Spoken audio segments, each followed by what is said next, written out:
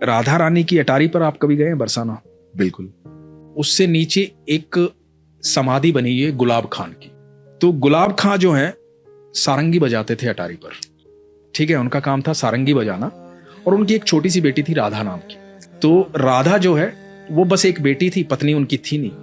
तो राधा नृत्य करती थी जब वो सारंगी बजाते थे, कीर्तन होता था, सारे लोग मिलकर के कीर्तन करते थे अटारी पर राधा रानी को प्रसन्न करने के लिए। सुबह शाम ये होता था और यही उनकी दिनचर्या थी और यही जीवन यापन का साधन भी था। तो वहीं से उनको भोजन प्राप्त होता था, जो प्रसाद में मिलता था वही ग्रहण करते थे बेटी और बाप जो हैं। तो ऐसे करते करते समय बीतता जा रहा था, राधा बड़ी होती जा रही थी। जब राधा बड़ी हो गई तो वहां के गोस्वामी जी ने, कुछ लोगों ने कहा कि भाई राधा का विवाह कर दे, शादी कर दे। तो गुलाब खां ने कहा कि मैं कौन होता हूँ शादी करने वाला, और मेरी तो इतनी औकात भी नहीं है, हैसियत भी नहीं है, जो होगा राधा रानी देखेंगी। तो लोगों ने कहा भाई सारा खर्चा हम करेंगे, सारी व्यवस्थाएं हम करेंगे, तो चिंता मत कर, राधा रानी का ही तो दिया हुआ है सब। तो एक लड़का देखा गया और राधा की शादी कर दी गई। अब जब राधा की शादी हो गई तो गुलाब खां से ये जो वियोग था ना, ये सहन नहीं हुआ। अब जो बेटी सुबह शाम उसके साथ रहती थी, सारंगी बजाता था, नृत्य करती थी, हर समय बाबा बाबा बाबा बाबा, वो सुन नहीं पा रहा था, वो बाबा बाबा रोता रहता था उसकी याद में। लोगों ने बहुत समझाया कि बेटी पराया धन होती है।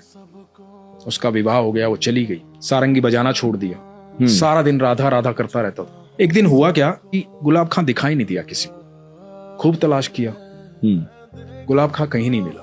तो लोगों को लगा कि बेटी के वियोग में आ गया था, दुखी हो गया था, हो सकता है बैकुंठ धाम चला गया हो, उम्र भी हो गई थी उसकी। तो लोगों ने एक समाधि बनवा दी गुलाब खां की याद में बरसाना में। एक दिन गोस्वामी जी अटारी से नीचे आ रहे थे, महल से नीचे आ रहे थे, राधा रानी के महल से। तो गोस्वामी जी को आवाज सुनाई दी पीछे से कि गोस्वामी जी राधे राधे। पीछे मुड़ के देखा तो गुलाब खां खड़ा हुआ था। बोला कहाँ थे तुम, इतने दिन से दिखाई नहीं दिए, हमने तो कभी अटारी पर देखा नहीं तुझे। तो बोले नहीं, एक दिन क्या हुआ कि मैं रात को, उस दिन रात को सब लोग चले गए थे, मैं यहाँ रो रहा था, राधा राधा चिल्ला रहा था। एक छोटी सी बच्ची आई और बोली बाबा सारंगी नहीं बजाओगे,